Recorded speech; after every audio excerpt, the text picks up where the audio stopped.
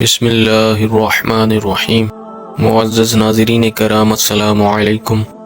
ناظرین کرام، آج ہم علم و حکمت کے پیکر حضرت لقمان علیہ السلام کا تذکرہ کریں گے۔ ان کی نصیحتوں کا ذکر اور تذکرہ قرآن میں بڑی عظمت اور شان کے ساتھ بیان کیا گیا ہے، اور قرآن مجید میں انہی کے نام پر ایک سورت سورہ لقمان بھی ہے۔ حضرت لقمان علیہ السلام نے 1000 برس کی عمر پائی، یہاں تک کہ حضرت داؤد علیہ السلام کی صحبت میں رہ کر ان سے علم سیکھا، اور حضرت داؤد علیہ السلام کی بعثت سے پہلے آپ بنی اسرائیل کے مفتی تھے۔ مگر حضرت داؤد علیہ السلام منصب نبوت پر قائم ہو گئے تو انہوں نے فتویٰ دینا ترک کر دیا۔ حضرت لقمان علیہ السلام نے فرمایا، میں نے 4000 نبیوں کی خدمت میں حاضری دی ہے، اور ان پیغمبروں کے مقدس کلاموں میں سے 8 باتوں کو میں نے چن لیا ہے، اور وہ یہ ہیں: جب تم نماز پڑھو تو اپنے دل کی حفاظت کرو، جب تم کھانا کھاؤ تو اپنے حلق کی حفاظت کرو، جب تم کسی غیر کے مکان میں رہو تو اپنی آنکھوں کی حفاظت کرو، جب تم لوگوں کی مجلس میں رہو تو اپنی زبان کی حفاظت کرو، اللہ تعالیٰ کو ہمیشہ یاد رکھو، اپنی موت کو ہمیشہ یاد کرتے رہا کرو، اپنے احسانوں کو بلا دو اور دوسروں کے ظلم کو فراموش کر دو۔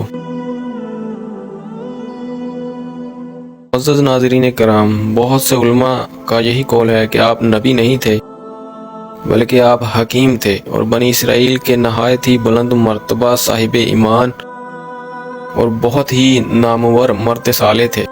اللہ تعالیٰ نے آپ کے سینہ کو حکمتوں کا خزینہ بنا دیا تھا۔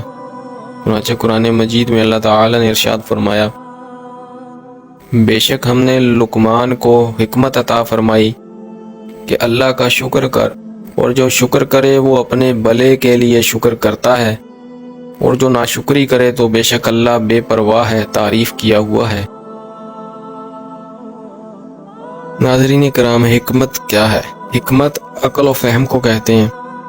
بعض نے کہا کہ حکمت معرفت اور اصابت فی الامور کا نام ہے، اور بعض کے نزدیک حکمت ایک ایسی شے ہے کہ اللہ تعالیٰ جس کے دل میں یہ رکھ دیتا ہے اس کا دل روشن ہو جاتا ہے، وغیرہ وغیرہ مختلف اقوال ہیں۔ اللہ تعالیٰ نے حضرت لقمان کو نیند کی حالت میں اچانک حکمت عطا فرما دی تھی۔ بہرحال نبوت کی طرح حکمت بھی ایک وہبی چیز ہے۔ کوئی شخص اپنی جدوجہد اور کسب سے حکمت حاصل نہیں کر سکتا، جس طرح کہ بغیر خدا کے عطا کیے کوئی شخص اپنی کوششوں سے نبوت نہیں پا سکتا، بلکہ یہ اللہ کا فضل ہے۔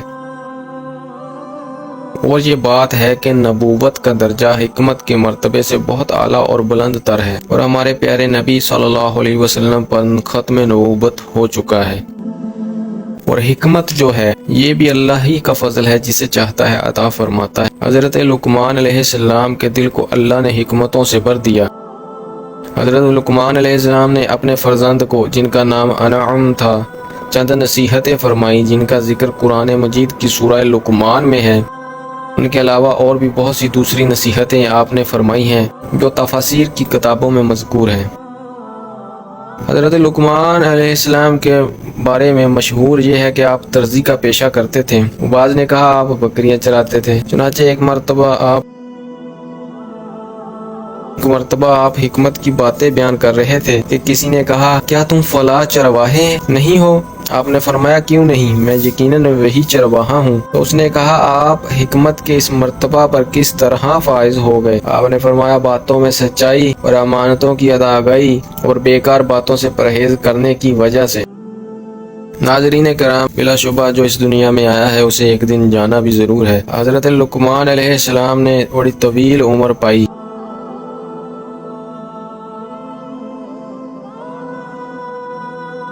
آپ کی قبر رملہ میں مسجد اور بازار کے درمیان میں ہے۔